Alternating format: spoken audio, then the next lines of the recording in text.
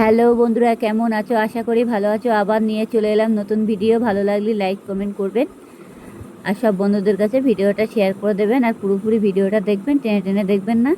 যাই হোক, আজকে কাঁঠালের বিচি দিয়ে বড়া কীভাবে বানাবো সেটা একবার দেখে নিন আর পুরোপুরি ভিডিওটা দেখবেন, তাহলে বুঝতে পারবেন। টেনে টেনে দেখবেন না, তাহলে কিন্তু কিছুই বুঝতে পারবেন না। দেখো, আমি এখানে কাঁঠালের বীজ নিয়ে নিয়েছি। অবশ্য কাঁঠালের বীজই আমরা তরকারি রান্না করে খাই, অনেক সময় পোড়া করে খাই, পুড়িয়ে খাই, যেগুলো ভেজে খাই। কিন্তু আজকে নতুন উপায় বলতে কি, আজকের আমি কাঁঠালের বীজ দিয়ে বড়া তৈরি করব।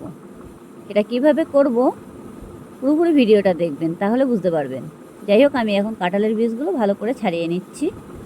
অবশ্য কাঁঠালের বীজগুলো একটু কাটতে টাইম লাগে, কিন্তু এভাবে ছাড়িয়ে নিতে হবে কাঁঠালের বীজগুলো। অবশ্য আমি মাঝখান থেকে ফালি করে নিয়েছি। ফালি করে নিয়ে এক সাইডে রেখে আমি এক এক করে বীজগুলো, খোসাগুলো ছাড়িয়ে নিচ্ছি। এবার তোমরা চাইলে সিদ্ধ করে কাঁঠালের বীজটাকে, লাল যে খোসাটা সেটা ফেলে দিতে পারো। অবশ্য সিদ্ধ করার পরে অনেকটা সমস্যা হয়ে যায়, তুলতে অনেক দেরি হয়ে যায়। অবশ্য যদি কোনো চটের ঝুড়ি থাকে, ঝুড়ি কিংবা চট, তার উপরে খোসা দিলেই খোসাটা উঠে যায়। তো অত টাইম নেই। যাই হোক, খোসার জন্য কোনো সমস্যা হবে না। যাই হোক, আমি তাড়াতাড়ি করে এখন বিচিগুলো ছাড়িয়ে নিচ্ছি। অনেক সময় আমরা কাঁঠাল কিনে এনে সবসময় তরকারিতে দিয়ে খাই, পুঁই শাকের মধ্যে দিয়ে খাই। আজকে বড়া তৈরি করব। বড়া করলে অসাধারণ লাগে খেতে। কিন্তু আমি এখন তাড়াতাড়ি করে কাঁঠালের বিচিগুলো ভালো করে ছাড়িয়ে নেব। তার আগে ছোট্ট একটা উপায়, ভালো লাগলে লাইক কমেন্ট করতে ভুলবে না, কেমন? আমি এবার বিচিগুলো ছাড়িয়ে নিচ্ছি। এমনি কি বলতো, কাঁঠালের বিচিগুলো একটু কাটতে টাইম লাগে। আর এই যে আটা রয়েছে না, আটাটা নখের মধ্যে চিপটে যাচ্ছে। কাঁঠালের বিচির আটাটা অবশ্য তেল দিলে আবার উঠে যাবে। এবার আমি এইভাবে তাড়াতাড়ি করে কাঁঠালের বিচিগুলো ছাড়িয়ে নিচ্ছি। তার মধ্যে আমি দেবো দুখানা পেঁয়াজ দেবো একটু, এরকম বিচিগুলো ছাড়িয়ে নিচ্ছি। দেখেছো, কাঁঠালের বিচিগুলো এইভাবে ছাড়ানো হয়ে যাবে আমার তাড়াতাড়ি। এই দেখো, দেখেছো, কাঁঠালের বিচিগুলো ছাড়িয়ে নিচ্ছি। এই যে বাটির মধ্যে নিয়ে নিলাম। নিয়ে এটা এখন ভালো করে ছাড়িয়ে নিয়ে আমি এখন সিদ্ধ বসিয়ে দেবো। তার আগে সব বিচিগুলো ছাড়িয়ে নেই। অবশ্য আমাদের কাঁঠাল বাড়িতে কেউ পছন্দ করে না, কিন্তু কাঁঠালের বীজ খেতে খুব ভালোবাসে। পোড়া খাও, তারপর রান্না করে খাও, সবজির মধ্যে দিয়ে, শাকের ভিতরে দিয়ে কাঁঠালের বিচি খুব টেস্টি একটা খাবার। অবশ্য কাঁঠালের বিচি খাওয়া ভালো, কিন্তু সবসময় কাঁঠালের বিচি খেলে অতিরিক্ত বেশি খাওয়া হয়ে গেলে পেটে ব্যথা করে আর কি। খুব স্বাদ লাগে কাঁঠালের বিচি খেতে। আমার কাঁঠালের বিচিগুলো কিন্তু কমপ্লিট করা হয়ে গেছে, ছাড়ানো হয়ে গেছে, দেখতেই পাচ্ছ। আর দুই একটা আছে, সেগুলো পুরোপুরি ছাড়িয়ে নেবো। নিয়ে কাঁঠালের বিচির মধ্যে এখন জল ঢেলে দেবো।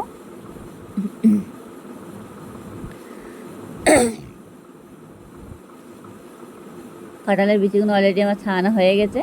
খোসাগুলো দেখছো, একদম পুরো রসুনের খোসার মতন বেরিয়ে গেছে। যাই হোক, আমার বিচিগুলো ছাড়ানো হয়ে গেছে। আমি এখন জল দিয়ে দিচ্ছি, জল দিয়ে ধুয়ে নেবো। দেখো, সাদা সাদা কোষ্ঠ কোষ্ঠ ভাব বেরোচ্ছে। এই যে এভাবে ধুয়ে নিতে হবে কাঁঠালের বিচিগুলো। এখন ধুয়ে নিয়ে এটাকে আমি এখন প্রেসারে দিয়ে দেবো।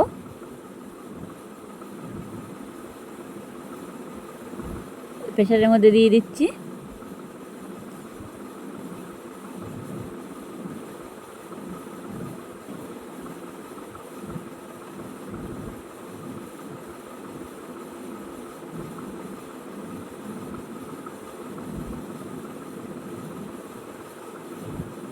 এখন আমি জল দিয়ে দেব, এটাকে সিদ্ধ করে নেব।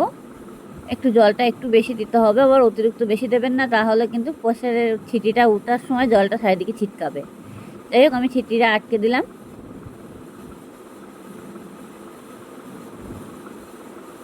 আটকে দিয়ে আমি এখন সিদ্ধ করে নিয়েছি। সিদ্ধ হয়ে গেছে আমার। এবার দেখো কত সুন্দর সিদ্ধ হয়ে গেছে, জলটা পুরো লাল লাল ভাব হয়ে গেছে, আর দানাগুলো পুরো লাল হয়ে গেছে।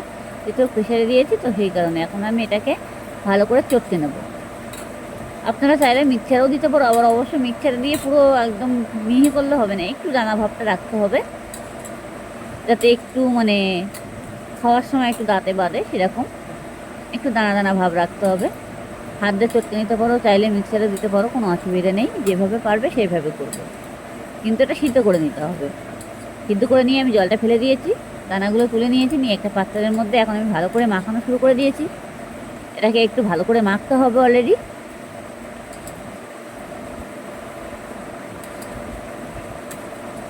অবশ্য গরম তো, হাতে ছ্যাঁকা লাগছে।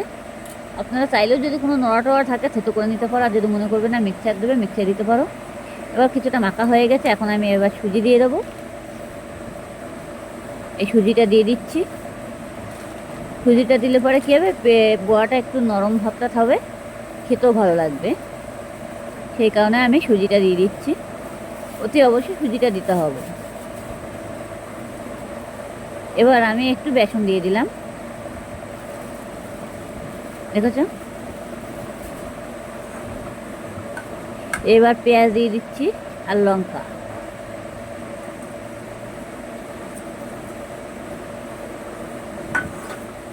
না না, বেসন ভুল বললাম, বেসন দিইনি, আমি একটু ময়দা দিয়েছি,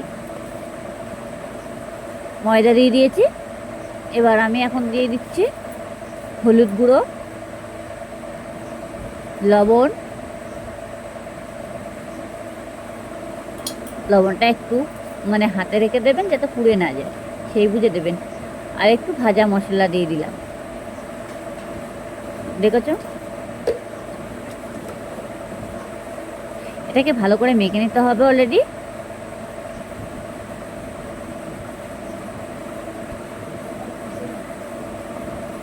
এবার আমি চটকে চটকে ভালো করে মেখে নেবো। আমি আবারও বলছি কি কি দিয়েছি,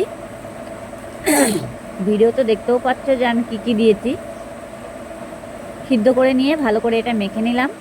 মেখে নিয়ে একটু সুজি দিয়েছি, ময়দা দিয়েছি, একটু পেঁয়াজ দিয়েছি একটু বেশি করে কুচিয়ে, একটু লঙ্কা, লবণ, হলুদ, আর একটু ভাজা মশলা। ভাজা মশলা বলতে আমার মরিচ গুঁড়ো আর জিরের গুঁড়ো ভেজে রেখেছিলাম, সেটা দিয়েছি। আপনারা চাইলে দিতে পারো, আর যদি মনে করবে না একটু হালকা গরম মশলা মারবে, সেটাও দিতে পারো, কোনো অসুবিধা নেই। কিন্তু খুব টেস্টি একটা বড়া, মানে এত টেস্টি হয়, না খেলে বুঝতেই পারবে না। ঘরে বসে অতি অবশ্যই চেষ্টা করুন এই খাবারটা বানানোর, তাহলে বুঝতে পারবে। যাই হোক, আমার এখন মাখানো হয়ে গেছে, আমি এখন কড়াইতে তেল দিয়ে দিলাম।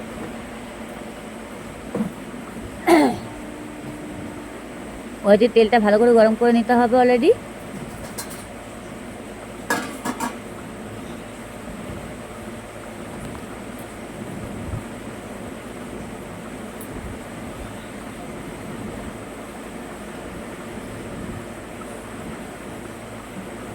তেলটা ভালো করে গরম করে নিয়ে এখন আমি বড়াগুলো এক এক করে ছাড়বো। একটু গরম করতে হবে, তেলটা গরম না করলে পরে তাহলে বড়াগুলো দিলে পরে পুরো আটকে যাবে কড়ার গায়ে। কড়াইটায় গরম করে নিতে হবে অলরেডি আগে। অলরেডি গরম হয়ে গেছে, আমি এখন এক এক করে ছেড়ে দিচ্ছি। দেখবে যাতে আবার হাতে না লাগে, সেই বুঝে দেবে।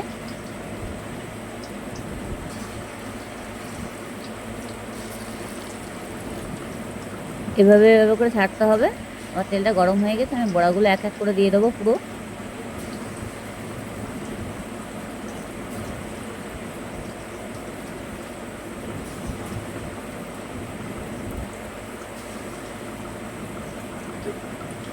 চারি সাইডে একটু বসিয়ে বসিয়ে দিতে হবে, সাজিয়ে সাজিয়ে, তাহলে বড়াগুলো জোড়া লাগার কোনো সম্ভাবনা থাকবে না। অনেক সময় গায়ে গায়ে পড়ে গেলে কী হবে, বড়াগুলো পুরো জোড়া লেগে যায়, আটকে যাবে, ভেঙে যাবে তখন তোলার সময়।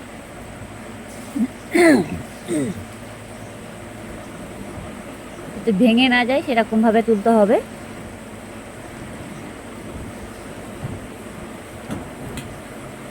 একটু ফাঁকা রেখে রেখে দেবে।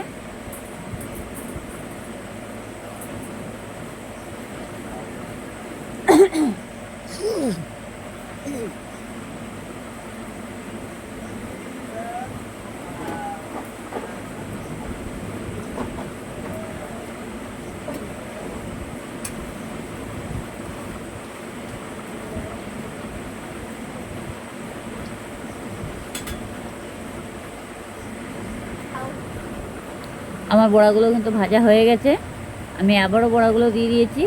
এবার বাকি বড়াগুলো পুরোপুরি ভেজে নেব।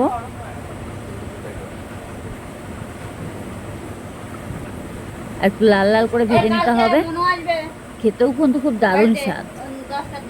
এটা বলতে হবে। ঘরে বসে এই রেসিপিটা একবার করার চেষ্টা করুন, তাহলে বুঝতে পারবেন। অনেক সময় আমরা ভাজা খাবার দোকান থেকে কিনে এনে খাই, সে স্বাদ কিন্তু আলাদা থাকে। বাড়িতে তৈরি করে খাওয়া সেটা কিন্তু আলাদা স্বাদ থাকে। বাড়ি করে খেলে কি হবে, একটা মজা। দোকান থেকে পয়সা দিয়ে তো সে কিনেই খেতে হয়, কিন্তু ঘরে বসে খাওয়াটা খুবই জরুরি। যাই হোক, বড়াগুলো কিন্তু আমার ভাজা হয়ে গেছে, লাল লাল হয়ে গেছে অনেকটা, দেখতেই পাচ্ছ। আর একটু শক্ত শক্ত হয়েছে, খেতেও কিন্তু সেই স্বাদ, পুরো খাস্তা খাস্তা বড়া হয়েছে।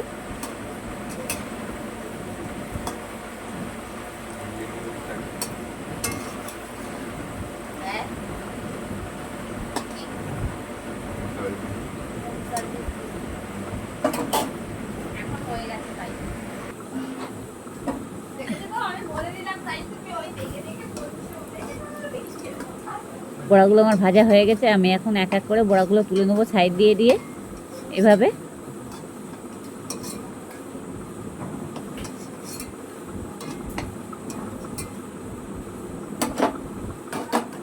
আমি আবারও বাকি বড়াগুলো দিয়ে দিচ্ছি।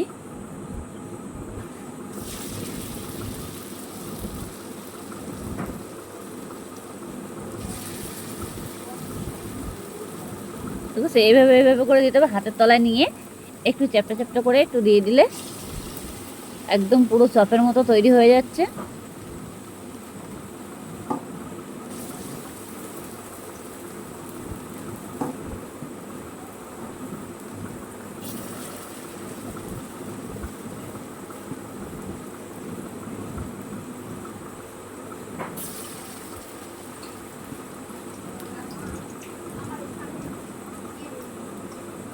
এবার শিবু, এই আঞ্জুল কি করে কমায় বলতো? হ্যাঁ, জানিস সে পদ্ধতি কিছু? আমার পায়ে হয়েছে আঞ্জুল।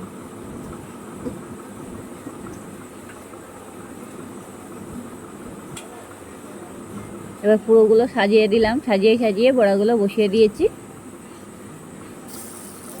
বাকি একটা ছেলে এক সাইডে বসিয়ে দিয়েছি। একটু ফাঁকা রেখে রেখে দিতে হবে, হালকা পরিমাণে একটু ফাঁকা রেখে দিলে তাহলে বড়াগুলো আর গায়ে লাগবে না, আর জোড়া লাগার সম্ভাবনা থাকবে না। যাই হোক, আমি এই বড়াটাকে পুরোপুরি উল্টে দিয়েছি।